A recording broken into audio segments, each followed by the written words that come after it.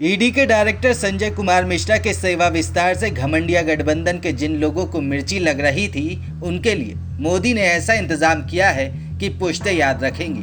विपक्षी गठबंधन के कई नेता और उनके करीबी भ्रष्टाचार के मामले में फंसे हुए हैं, इसलिए जब भी ईडी या सीबीआई एक्शन में आती है तो ये नेता रट लगाने लगते हैं कि ईडी के डायरेक्टर संजय मिश्रा मोदी जी के कहने पर उन पर दबाव बना रहे हैं।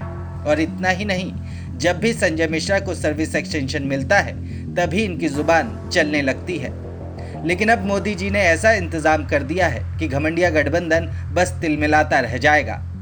एनएसए यानी राष्ट्रीय सुरक्षा सलाहकार और chief of defence staff CDS की तर्ज पर भारत सरकार chief investigation officer of India यानी सीआईओ पद तैयार करने की सोच रही है। हालांकि इसे लेकर आधिकारिक तौर पर कुछ नहीं कहा गया है। बताया जा रहा है कि अगर सीआईओ तैनात किया जाता है तो ये प्रवर्तन निदेशालय यानी कि ईडी और सेंट्रल ब्यूरो ऑफ इन्वेस्टिगेशन यानी सीबीआई के शीर्ष के तौर पर काम करेगा।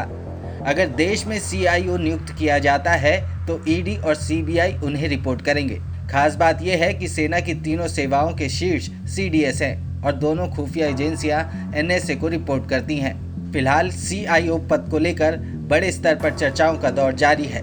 ईडी का मेन काम आर्थिक धोखाधड़ी के मामलों पर शिकंजा कसने का है। इसके अलावा केंद्रीय जांच एजेंसी मनी लॉन्ड्रिंग और एफईएमए यानी फॉरेन एक्सचेंज मैनेजमेंट एक्ट के उल्लंघन जैसे मामलों में भी कार्रवाई करती है।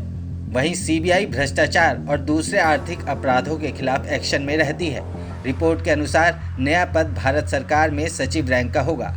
कहा जा रहा है कि इसके बाद भी ईडी केंद्रीय वित्त मंत्रालय के राजस्व विभाग और सीबीआई कार्मिक लोक शिकायत और पेंशन मंत्रालय के तहत काम करती रहेगी। हालांकि इनका ऑपरेशन सीआईओ को दिया जा सकता है, जो सीधे प्रधानमंत्री कार्यालय को रिपोर्ट करेगा। आधिकारिक तौर पर ना तो पद और ना ही अधिकारी को लेकर कुछ कहा गया है, लेकिन अटकलें लगाई जा रही हैं कि ईडी के मौजूदा चीफ संजय कुमार मिश्रा को पहला सीआईओ बनाया जा सकता है।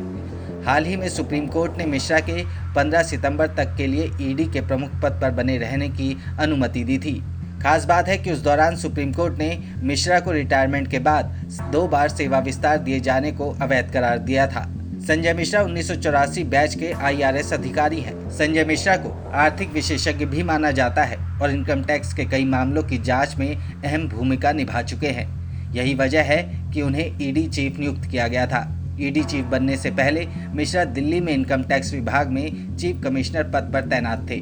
बता दें कि संजय मिश्रा को पहली बार 19 नवंबर 2018 को 2 साल की अवधि के लिए ईडी निदेशक नियुक्त किया गया था।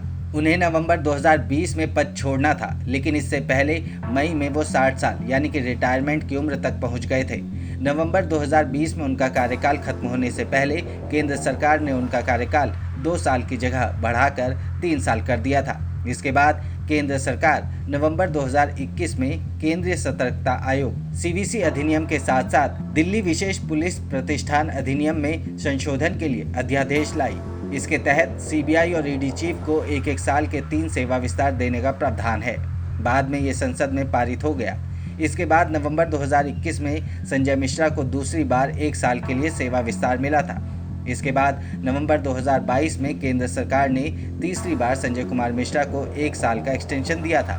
इसके मुताबिक संजय मिश्रा का कार्यकाल 18 नवंबर 2023 को खत्म होना था, लेकिन इससे पहले ही सुप्रीम कोर्ट ने एक्सटेंशन के आदेश को रद्द कर दिया था। कहा जाता है कि ईडी के डायरेक्टर संजय मिश्रा को न सिर्फ सत्ता के गलियारों में पसंद किया जाता है, बल्कि अपने विभाग में भी उनके काम को काफ़ी सराहा जाता है। संजय मिश्रा ने उन लोगों के नामों की लिस्ट जुटाने में अहम भूमिका निभाई जिनके जेनेवा के एचएसबीसी बैंक में खाते थे। इस बैंक के खाता धारकों पर आरोप है कि अघोषित आय छिपाने के लिए विदेशी बैंकों में पैसा जमा किया गया था। इसके पहले इनकम टैक्स विभाग में रहते हुए संजय मिश्रा नेशनल हेराल्ड के उसी मामले की जांच कर चुके हैं जिसमें राहुल गांधी जांच के घेरे में है। इसके अलावा संजय मिश्रा एनडीटीवी के इनकम टैक्स से जुड़े केस की भी जांच कर चुके हैं। फिलहाल ईडी के डायरेक्टर संजय कुमार मिश्रा की टेबल पर कई अहम केस हैं। उनमें सबसे high profile case national Herald case है, जिसमें राहुल गांधी और सोनिया गांधी से पूछताछ होती रहती है। इसके अलावा आईएनएक्स मीडिया केस है, जिसमें पूर्व केंद्रीय गृह मंत्री पी चिदम्बरम और उनके बेटे कार्ति चिदम्बरम पर केस है। 3600 करोड़ रुपए का वीवीआई चॉपर स्कैंडल भी उनकी लिस्ट में है। वहीं जम्मू कश्मीर के 2 पूर्व मुख्यमंत्रियों फारूक अब्दुल्ला और महबूबा मुफ्ती पर मनी लॉन्ड्रिंग का केस भी उनके पास है।